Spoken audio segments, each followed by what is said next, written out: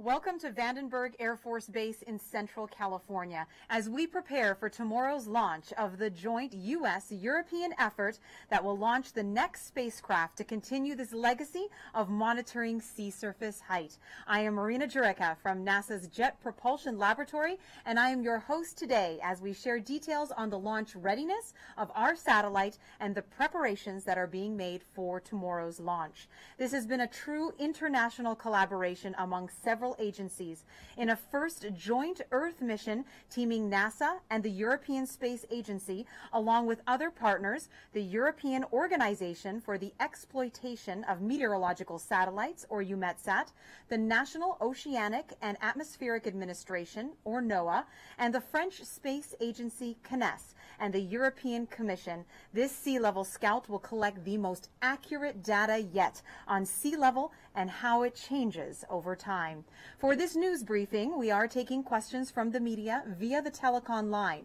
Press *1 to get into the queue, or via social media with the hashtag #SeeingTheSeas. As we are social distancing, I will introduce you virtually to some of the people behind the Sentinel-6 Michael Freilich satellite and those preparing it for launch tomorrow. On our panel today, we have NASA's Associate Administrator for the Science Mission Directorate, Thomas Zurbuchen. Remarks from the General of the European Space Agency, Johann Dietrich Werner. ESA Project Manager, Pierrick Villumier.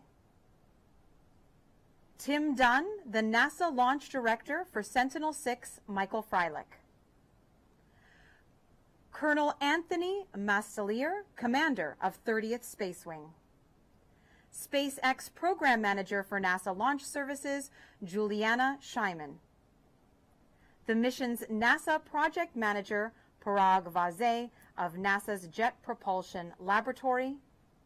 Lastly, from Vandenberg Air Force Base, Weather Officer Captain John Ott. We will begin with Thomas Zurbuchen. Welcome, Dr. Z.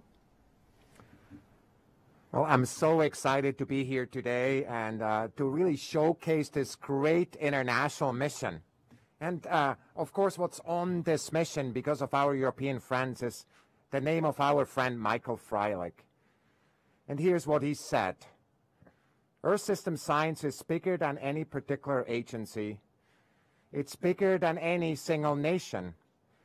It's bigger than any single continent. And I surely hope, because humanity requires it, that we make some significant progress in understanding it. With this, I'll ask for the first graphic.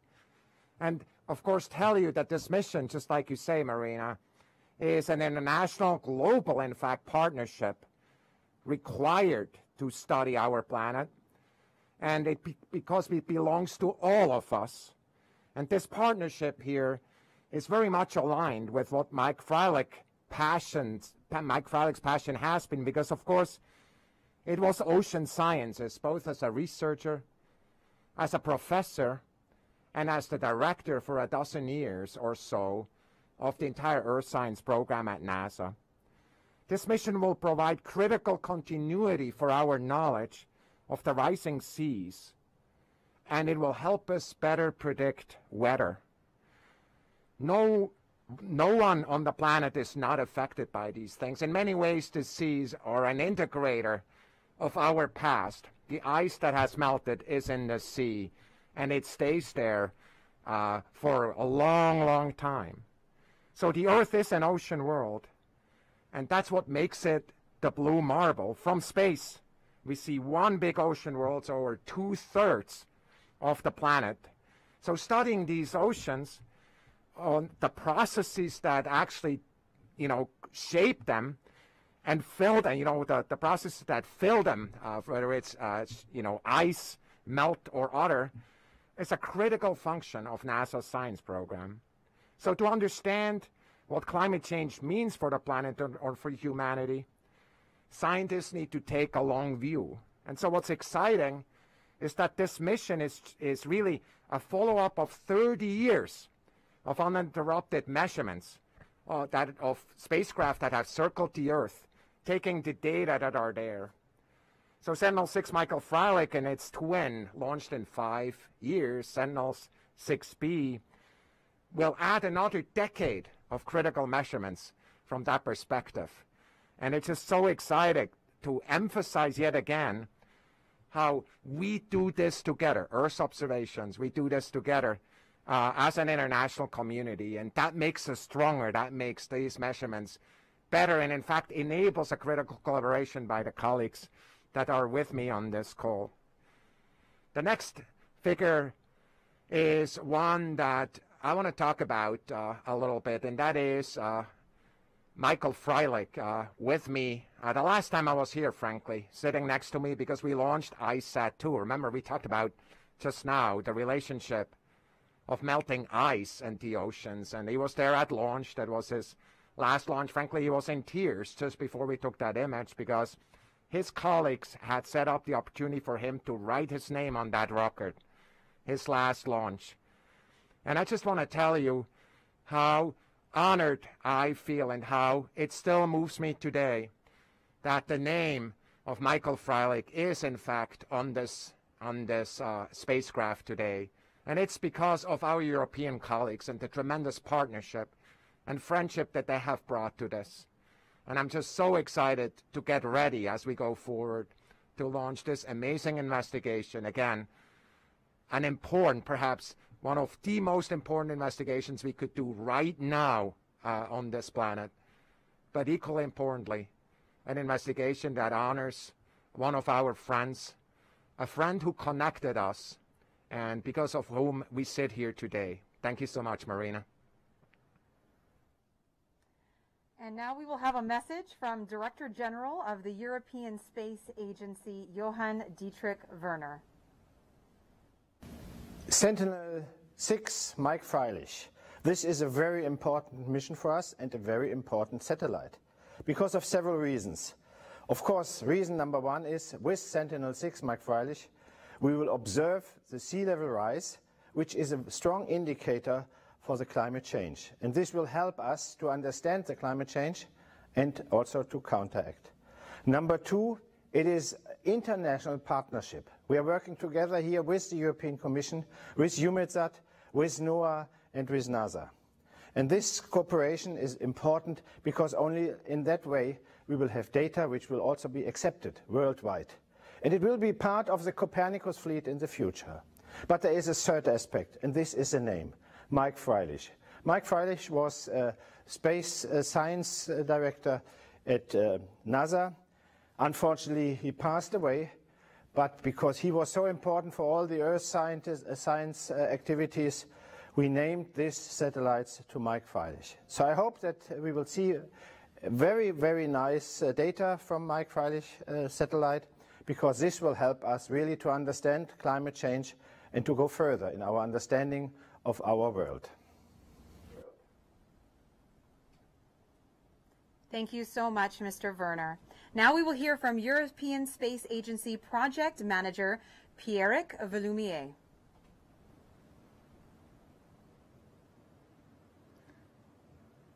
Thank you, Marina. I'm very happy to be here the day before the launch of our Sentinel-6 Michael Freilich satellite. So a lot of work has been put into bringing the mission to today, and I would like maybe to show a few slides to show you how the campaign evolved and then reflect a little bit on what the mission is about. On the 24th of September, the satellite and all the material landed here in Vandenberg, sunny California, and immediately the team took on the job to move the satellite further. We can move to the next slide. So it gives you a feel on how things happen on the field. Yeah, here the fairly big container and the truck started like 15 kilometers ride to the payload processing facility. And then if you go to the next slide, next slide, yeah. Finally, we could, let's say, prepare our satellite into the clean room here. You see Sentinel-6 in a folded configuration like it will be in the fairing soon in the launcher. You also see two important things on the satellite. The black cone is the heart of the system, is the Poseidon 4 altimeter, which is a new technology developed for this mission that will really make a breakthrough compared to the historical mission we are trying to follow on. On top, and Parag will talk about it much more, you notice the AMRC, the microwave radiometer developed by JPL. You also see that the people are wearing masks in the clean room. This is a demonstration on the COVID constraint we had to go through from March. And despite all these constraints, we have managed to keep the schedule, bring the satellite in full operational way here into Vandenberg, ready for flight. So I think it's a big credit to the flexibility of the people and the collaboration between all departments to achieve that. We can move to the next slide, please.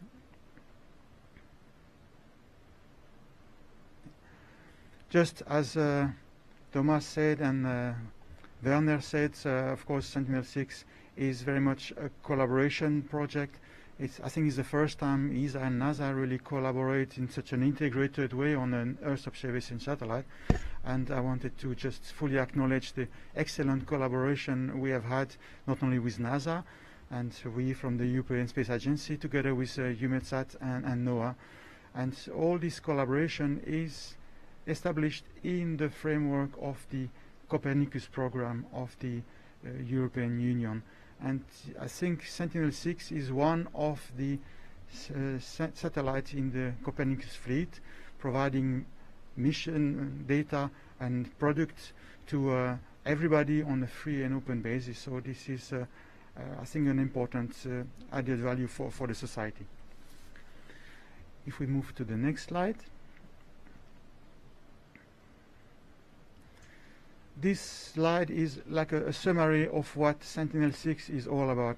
We have been measuring sea level from space since almost 30 years, and this enormous amount of measurements and processing is summarized in this curve. This shows the global sea level increase due to global warming we are experiencing and measuring so accurately from space. And this sea level is even accelerating over the last 5 years. So in average, we have like 3 millimeters every year. Over the last 5 years, we reach almost 5 millimeters every year. So the melting of ice, the increase of heat content in the ocean is really the cause of what we measure from space. These measurements started in the past from Topex Poseidon, followed by the JSON 1, 2, and 3 series. JSON 3 is still in orbit. And Sentinel-6 is here to bring continuity to these measurements. So we will launch and rejoin JSON 3 in orbit to fly together like 30 seconds apart on the same orbit to be able to compare the measurement. And then Sentinel-6A or Sentinel-6 Michael Freilich will add at least 5 years to this data series. And then, as mentioned before, we have already a Sentinel-6B satellite that will again be launched and replace Sentinel-6A in orbit to add another 5 years to the measurement. So overall, we will reach like almost 40 years data record for this measurement, which is so essential to demonstrate that the Earth is warming and sea level is rising. So thank you, Marina. Thank you, Pierrick. The mission's NASA project manager, Parag Vazay of NASA's Jet Propulsion Laboratory, will speak next. Thank you, Marina. Thank you, Marina. As sort of picking up where Pierrick left off with the journey of our satellite development and now arrival and readiness for launch, it's been a long way. This is a continuity mission and an operational mission. So that has been our priority to get the satellite developed and launched on time. The measurement performance, of course, is a key aspect of this, and maintaining and improving that, especially as we're embarking on a decade or more with this 2-satellite project, has been very, very important. And the hundreds of engineers and scientists across the world who have contributed towards this satellite development is really important to be able to reach this point today that we're at. Pierrick mentioned about the main instrument, the altimeter that's being provided by the European Space Agency. On the NASA side, we're providing 3 important instruments on this satellite. The The prime one for ocean altimetry is the Advanced Microwave Radiometer. We call it a -C, stands for climate quality. This is an important enhancement for the radiometer on this mission. Our objective is to be able to provide additional stability and calibration throughout the life of the mission, and to be able to do that very, very quick so that we can get data out, reliable data that is following that trend of sea level rise, but also providing operational data to the global user community as fast as possible. We also have an additional instrument, if you can show the next animation that I have, that's called the GNSS-RO. It's an instrument that we're providing as an opportunity to really have some additional atmospheric data that's measuring satellite signals from the GPS constellation and also the GLONASS constellation, and really measuring how those bend and change as they traverse the atmosphere. This tells us a lot of important information about the temperature and humidity profiles within the atmosphere, and will really help the weather agencies across the world. NASA is providing an additional instrument called the Laser Retroreflector Array. And this is one of 3 instruments on the satellite that will help to determine the position of the satellite very clearly. If you can roll the next animation as well. So this shows the satellite moving, and we have a set of quartz cubes that are reflecting ground-based low-power laser signals, which are being received back on the ground, and helps us determine the position of the satellite very, very precisely, and helps us measure the sea surface height to within a few centimeters. It's been a long journey here. The satellite's doing well, all the instruments are doing well, and the operations teams now are ready to take over and produce the data and distribute it out to the global community. Back to you, Marina. Thank you, Parag. Next, we will hear back from Tim Dunn, who is the NASA launch director for this mission. And then immediately following Tim Dunn, we will turn it to Juliana Scheiman, who is the SpaceX program manager for NASA Launch Services. Tim? Thank you, Marina. I'm proud to be here today representing the women and men of NASA's Launch Services program. I'm NASA's launch director for the Sentinel-6 Michael Freilich mission, and I'm thrilled to be a very small part of this incredible team launching this critical international ocean altimetry satellite. After being away from the Vandenberg Air Force Base for a couple of years, the NASA launch team is thrilled to be back on the beautiful Central California coast and ready to launch another rocket.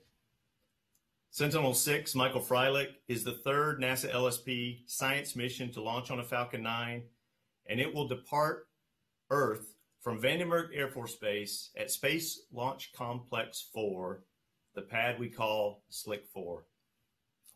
I'd like to recognize the Falcon 9 Sentinel-6 Michael Freilich launch team.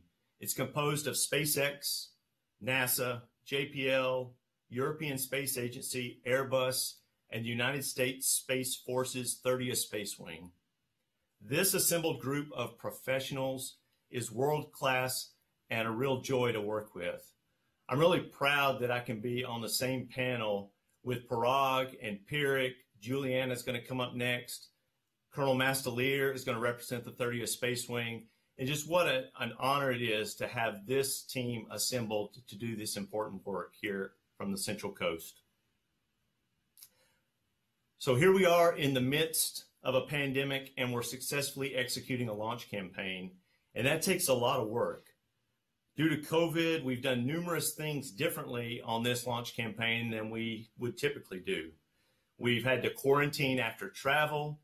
We had to reduce our on-console footprint by 50% so we can space out and be more socially distanced.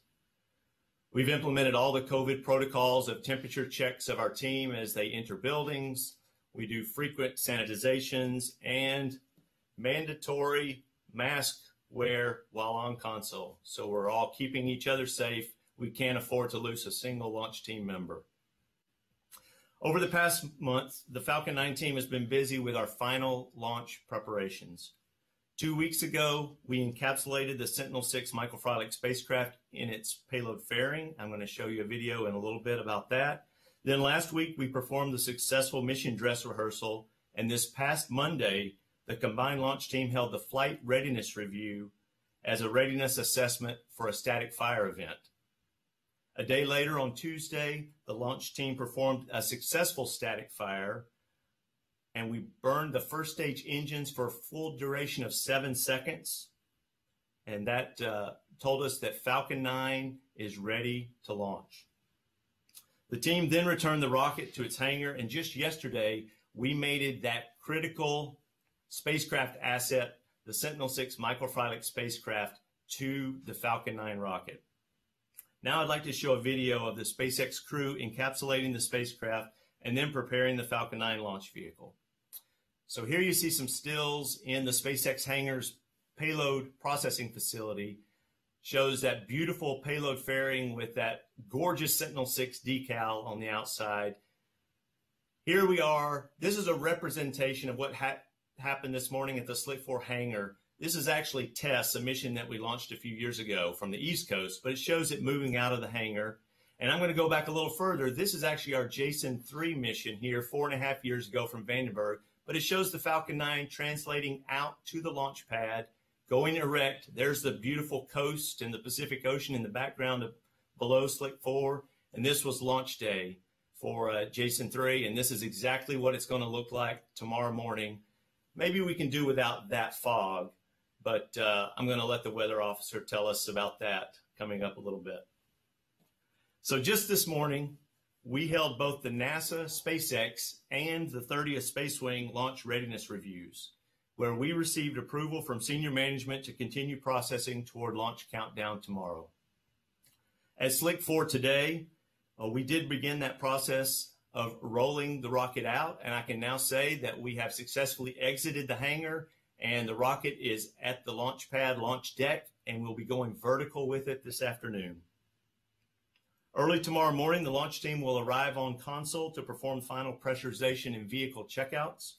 The launch team will be polled for concurrence to load Falcon 9 propellants, both RP-1 kerosene and liquid oxygen, at about 8:30 a.m. Pacific time. So after those propellants are loaded, and we do follow that follow the RP-1 with the densified cryogenic liquid oxygen into both stages, we'll do a final readiness assessment and know that we're ready to launch. That launch time tomorrow morning is going to be 9:17 and 8 seconds a.m. Pacific time. So set your clocks for tomorrow morning if you're on the California coast, a little bit later in the day if you're on the East Coast.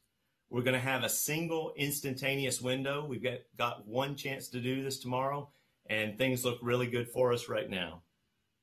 So in summary, the Falcon 9 rocket, the Sentinel-6 Michael Freilich spacecraft are both ready, and the launch team is prepared, and we're all excited to be here at Vandenberg, poised to launch this very important mission for scientists worldwide.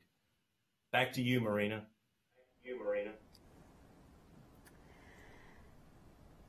Thank you, Tim. SpaceX Program Manager for NASA Launch Services, Juliana Scheiman, joins us now. Hello, Juliana.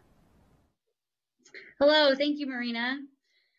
Well, first, I'd like to start by saying a big thank you to our customer, NASA, our partners at ESA, and the 30th Space Wing for their support ahead of tomorrow's mission.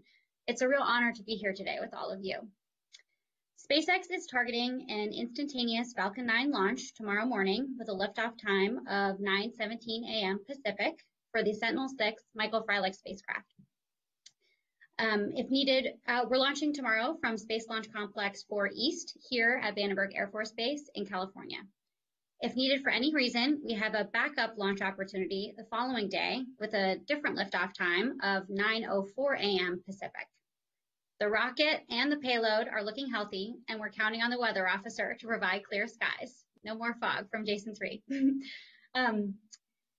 Tomorrow morning's countdown will be similar to previous missions, with propellant loading beginning approximately 35 minutes prior to liftoff.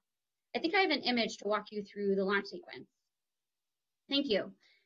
So following liftoff and stage separation, Falcon 9's first stage booster will return to Earth, and land back at Space Launch Complex 4 here at Vandenberg Air Force Base. The landing zone is adjacent to the launch pad. Also following liftoff and stage separation, Falcon 9's second stage will perform 2 burns to deploy the Sentinel-6 Michael Freilich spacecraft to its intended orbit approximately 1 hour after liftoff. The payload and the rocket are looking super healthy, and overall, we're really excited about the mission. It's particularly exciting for me because my first launch with SpaceX was the Jason 3 mission, and as you've heard from some of the team members on the panel today, the Sentinel-6 spacecraft mission is a continuity mission from the Jason 3 in the series of basic missions, so particularly exciting for me. The launch tomorrow will be the first from Vandenberg since June of last year. June of last year was when we successfully completed our second land landing here at Vandenberg. So it's been a while, but this is the start of many exciting things to come at Vandenberg. And we have a suite of very exciting missions. So tomorrow is going to be a great day. So big thank you to NASA and the rest of our partners, and we're looking forward to launch tomorrow.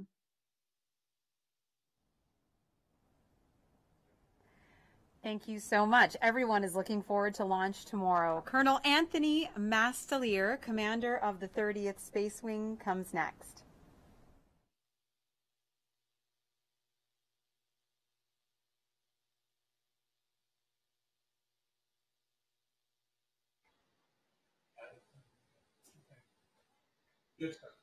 Okay, thank you very much, Marina. Listen, ladies and gentlemen, I am absolutely privileged to be part of the fantastic team, the lineup that you've seen here today. All the hard work that has gone into this culminates, tomorrow morning at 9:17, like you heard. And I can tell you that all of Team Vandenberg, the 6,000 men and women who represent Team Vandenberg, as well as the 30th Space Wing, we are absolutely thrilled to be part of this very, very important mission.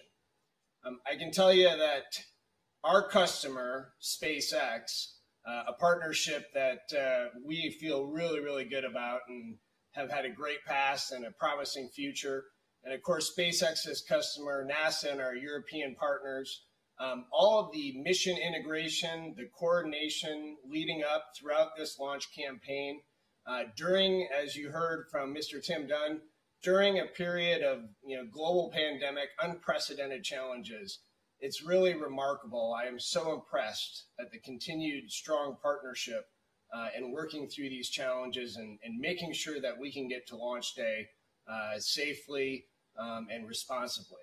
I can tell you, for our part at the 30th Space Wing, it's all about providing a green range, right? This is a place. So what does that mean? From a range perspective, for one, we're an attractive location geographically. As you know, you can fly south from Vandenberg, and pretty much you don't hit any land until you fly over Antarctica. So it's a very safe corridor for the polar launches, perfectly suited for the Sentinel-6 Michael Freilich mission, and we're really pleased to be part of it. But as part of the range, our responsibility is also to make sure that all of the infrastructure is ready to go to support our customers.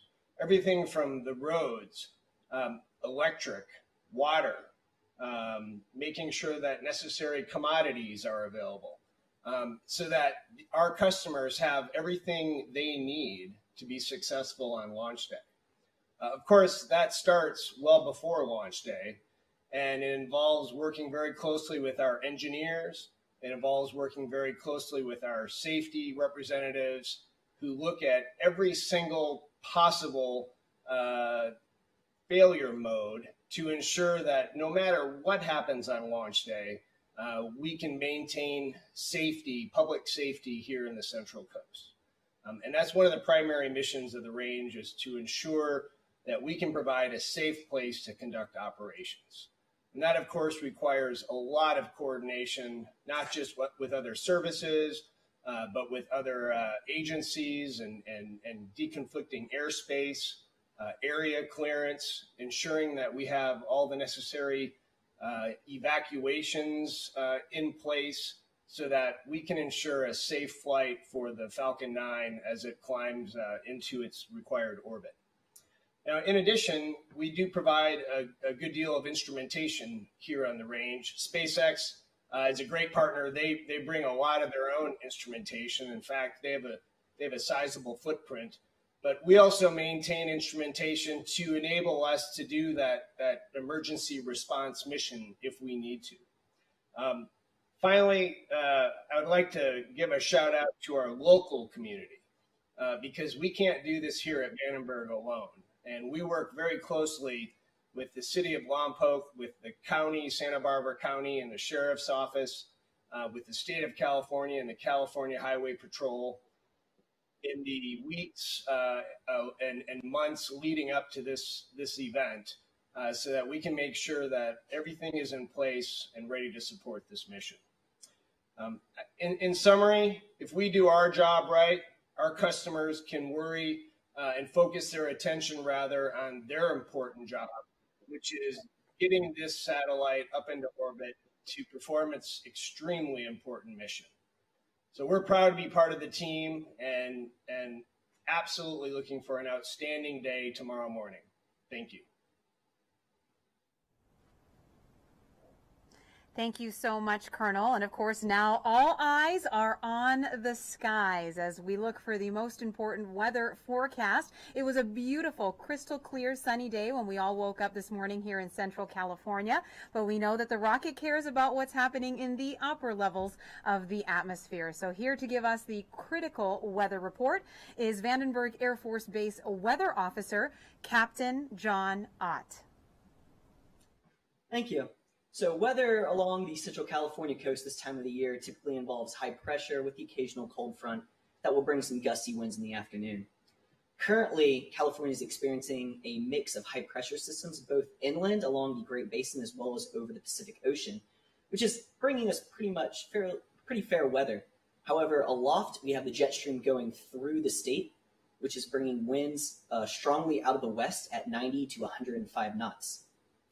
Moving over to the satellite image that we have for the state, we can see that high pressure is bringing some high-level cirrus clouds over the area. Moving on to our primary forecast day slide, we can see that high pressure is dominating the region. Visibility at T0 will be unrestricted. Winds will be out of the north at 8 to 12 knots with maybe the occasional gust up to 16. Temperatures will be in the mid to upper 50s. The overall probability of violation at T0 will be due to ground winds, and that'll be 20% off launch agency constraints.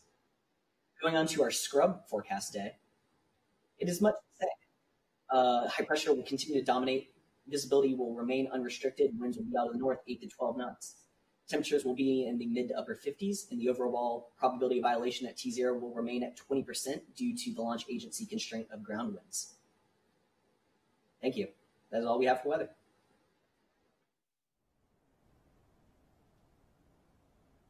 Thank you so much, John. We are now ready to take media questions. Remember to press *1 to get put in the queue, and please direct your questions to one of the panelists that are here with us today. We're also taking questions through the Seeing the Seas hashtag. We have our first phone call that comes from Stephen Clark at Spaceflight Now. Good afternoon, Stephen.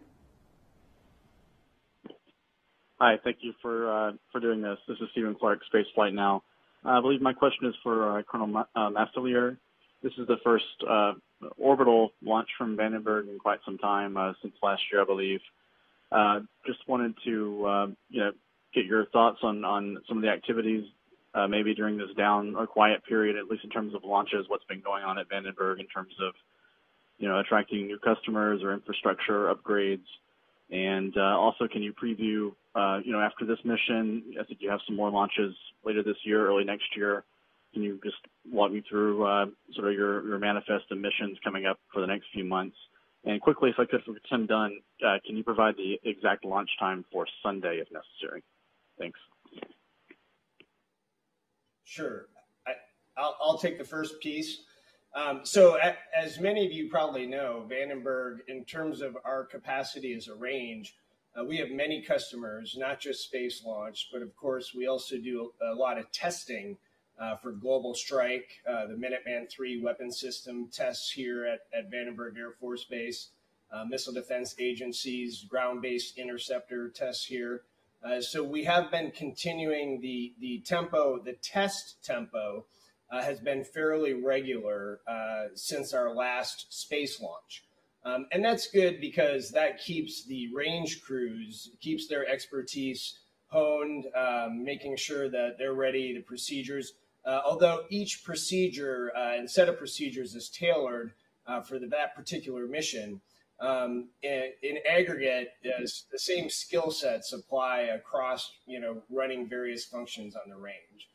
So we have been very busy with that. And in addition, you alluded to this, we are working very closely with the state of California and Cal Poly University and some non-federal entities such as REACH, which is a regional economic action coalition, to explore the possibility of creating kind of a commercial zone here at Vandenberg. And we believe, of course, the federal government and the Department of Defense believe strongly that competition is very, very important in the space launch industry. And that will benefit all of us in the long run. So we're doing what we can to facilitate commercial space lift and the growth of commercial space zone here at Vandenberg. I guess finally, in terms of what's coming up next, of course, we have a Delta IV Heavy on the manifest that will be coming up in the next few months. And another commercial company that we have a partnership with here is Firefly, and they have a booster. They have flight hardware here on the installation and are working toward a launch date, hopefully in January. So we continue to talk to new customers all the time about the possibility of launching at Vandenberg and utilizing our facilities. And we're excited about the future of commercial space lift, as well as national security space lift. It's a very promising future here at Vandenberg. Thank you very much for the question.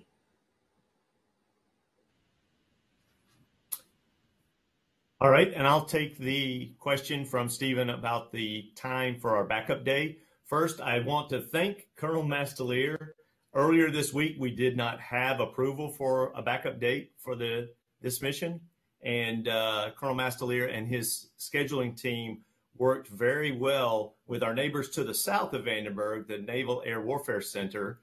So our friends in the Navy, we were able to work with them. Colonel Mastelier, your team did a great job. We're now approved for the 22nd of November as a backup date, should we need it. And Stephen, that T0 would be 9:04 and 27 seconds a.m. Pacific time.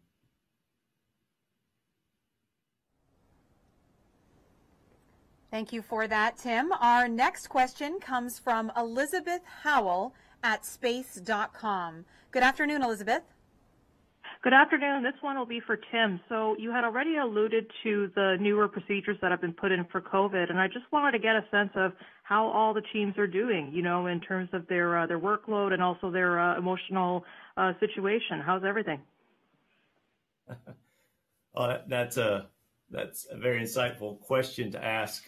So as you can imagine, some of our team has been here on the Central Coast for a while now. Our spacecraft team has been here for a couple of months now. And there are worse places you can be than being trapped on the Central Coast of California. It's a wonderful area. The 30th Space Wing are tremendous hosts to us. So I would say, in general, the team has really come together. Not everyone has been here 2 months. I've been here almost a little over 3 weeks now. I do look forward to returning home at some point in time, but it's really nice to come together with the team and to know the importance of what we're doing. And it really does energize us and give us the necessary energy to continue to press forward. We put all of those COVID protocols in place. And as you can imagine, one of them is taking out one of the most popular things that a deployed launch team can do, and that is frequently dine together each evening. We know we work hard, and so we kind of like to get together in the evenings and share a meal together. And we've lost a lot of that due to COVID. But we found other ways for the team to come together in a safe environment, outdoor activities, outdoor patio gatherings.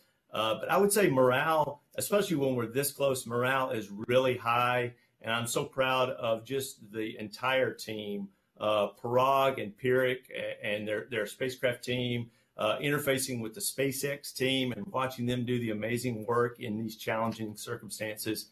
I'm really proud of the team, and we're ready. We are ready. Thank you so much, Tim. Now we're going to our social media questions. If you have a question for our panelists, make sure that you use the hashtag #SeeingTheSeas. Our first question comes from Srini Mohana on Twitter, asking how many satellites will be launched from NASA every year and how many are already there in space. Dr. Z, would you like to take that? Oh, I'm excited to talk about that. I'm so glad about this question, because the answer is really exciting. So, of course, the answer, it depends on the year. So this year, if you paid attention, you already know we already went to space with a Mars mission. It's already over halfway to Mars, and we're going to land in February there. We have this mission now. But next year, currently we have 8 different launches going to space on our plan. 8 different times, 8 different rockets will go lift the Earth and, punch that hole in the sky and go up. And how many are in space right now? We have close to 50 spacecraft, big spacecraft in space, and just about 20 or so small spacecraft in addition to that. So those are the spacecraft that all have NASA labels on it. If asked our European colleagues, they have their own set of missions, and then, of course, the Japanese, other countries as well. But for NASA, it's about that number. Marina. Thank you, Dr. Z. Carl on Facebook asks, how do you maintain Sentinel-6 orbit so precisely, and how do you know where you are? Parag, would you like to take that? Yeah, thank you. Really great question. First of all, as we're orbiting the Earth, we're going about 7 kilometers per second. So we're going really fast. And a key item that we need to know in terms of being able to make this measurement is where the satellite is precisely, to within, again, centimeters that we have. And we have 3 sets of instruments on the satellite that really help us determine our position very accurately. One system is a GPS receiver, or GNSS receiver that uses a similar system like other people might have on their phone and other equipment. But again, since we're traveling in space, we need a really high performance system to be able to do that and determine our position to within centimetric kind of accuracies. We also have another instrument called the Doris instrument, which is sort of a set of ground-based beacons providing a signal back up to the spacecraft. And we're using kind of a similar principle like GPS, but helping to use those radio signals to figure out exactly where the satellite is. And then we have the laser retroreflector as well. So we really have a combination of 3 systems. We have 3 because this is such an important measurement to really perform the altimetry, sea surface height measurement with that sort of precision and accuracy. Thank you, Parag. And now we turn to the phone lines. Irene Klotz from Aviation Week joins us now. Good afternoon, Irene. Good afternoon. I was wondering if somebody has a mission cost and what the share was between NASA and European, not including launch costs. And then I have a follow-up question about the launch cost.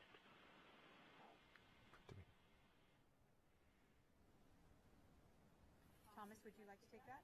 I'm happy to answer that. The total cost of the NASA contribution for both spacecraft, remember we talk about Sentinel-6 Michael Freilich and Sentinel-6B, is of the order of $500 million. And I'm told in a previous presentation by my European colleague who works at the European Space Agency, my good friend Josef Aschbacher, that the contribution from Europe is about approximately the same number. Just as an order of magnitude, those are the numbers.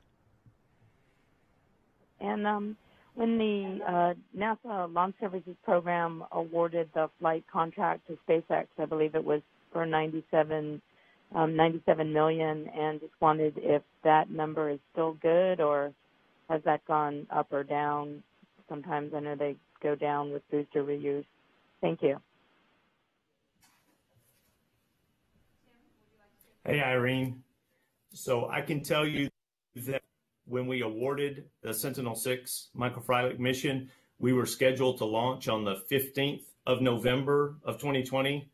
And here we are about to launch on the 1st of November 2020. So there has not been any significant delays that would have driven up any of our launch service costs.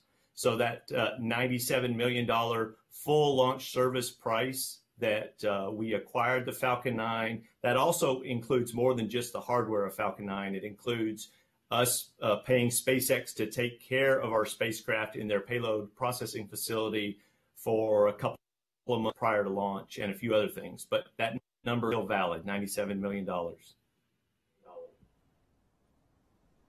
Thank you for that information, Tim. Now we're going back to our social media questions with the hashtag Seeing the Seas. Luis on Facebook asks, how high is Sentinel-6 orbiting? Tim, would you like to take that? I could take a stab at it. I think I'm going to turn it over to Parag. It's around 1,300 kilometers, but Parag, I'm going to turn it over to you for that exact answer. Sure. Sure, yeah, it's 1,336 kilometers, about 800 miles up in the sky. So it is the exact same orbit as our prior missions, the JASON series of missions are following.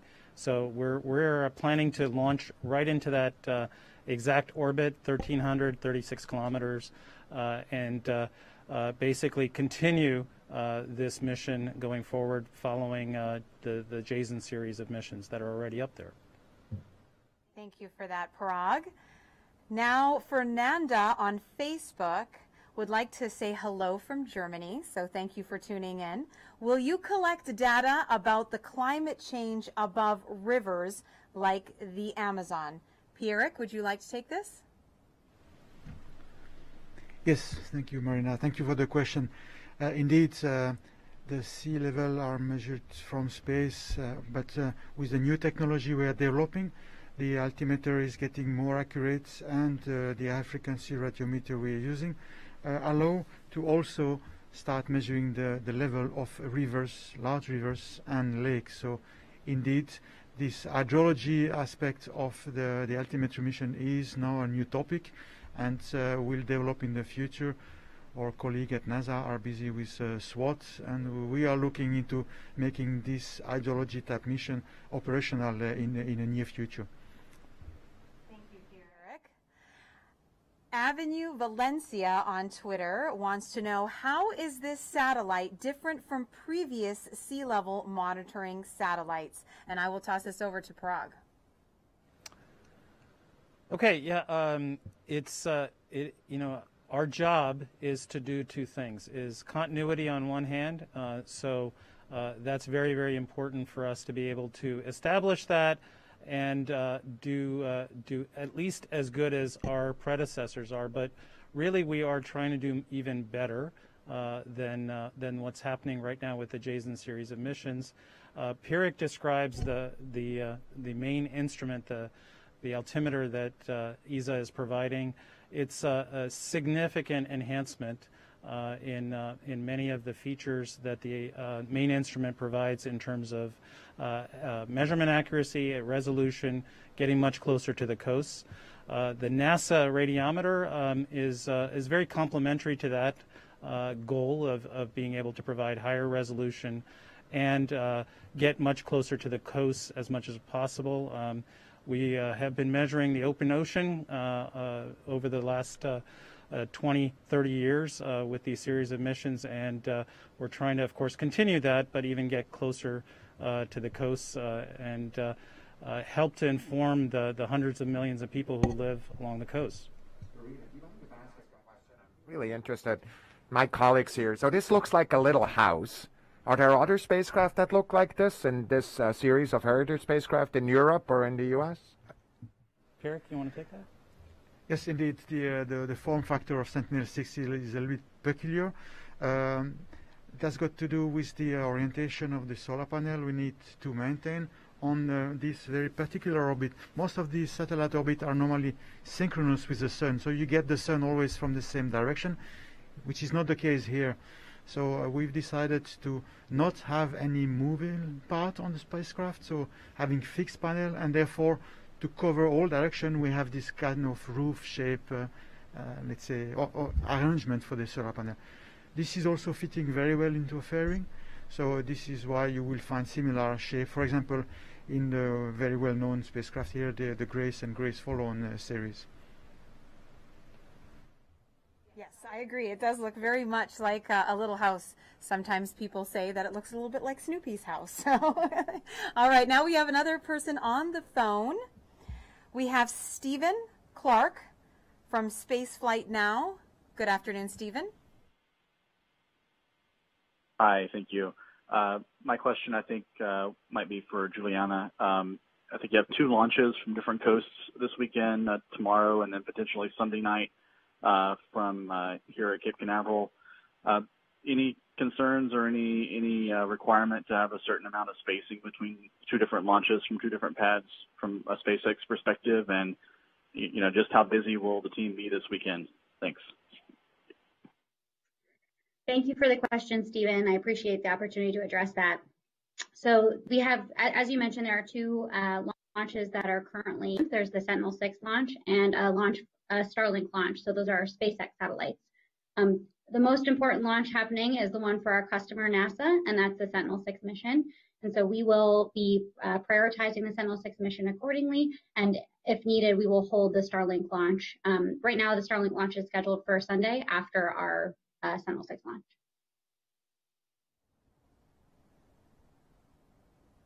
Thank you, Juliana. And we have one last social media question from Hussein on Facebook asking, what is the difference between the Jason missions and this mission? And Parag, you talked a little bit about this already, but maybe you could also talk about how close they'll be in orbit position. Yeah, that's a good point. You know, one of the objectives, again, when I was saying about continuity, is being able to have being able to compare how well our newest satellite does, and be able to look back at the 20-30-year record that we have backwards, but and then of course going and extending that forward.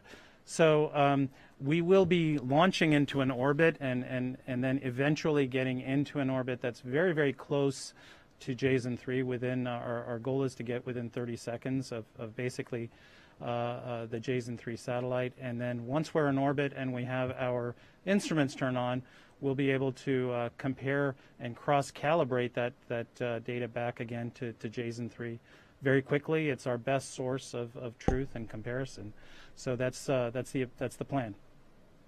Thank you so much, Parag. We are all very excited and eager to anticipation for tomorrow. Now, thank you to all of you who called in, both on our media line and also in our social media questions. And thank you so much for all of our panelists who joined us here today. The U.S. European Sentinel-6 Michael Freilich satellite will launch from Vandenberg Air Force Base tomorrow morning at 9:17 a.m. Pacific time. So make sure you tune into NASA TV for that. For more information on the satellite, go to www.nasa.gov/Sentinel6. You can also follow us on all social media platforms at NASA Earth to keep up with this mission and all of the Earth missions that we are a part of.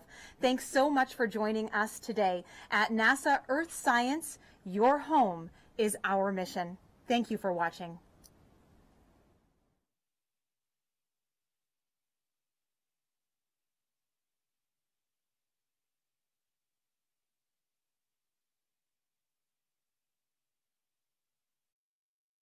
Getting us back to the moon in this generation sparks a whole new generation of explorers. Hi, My name is Dr. Kay Renee Horton, and I am boots on the ground for SLS. We actually weld our liquid hydrogen tanks and our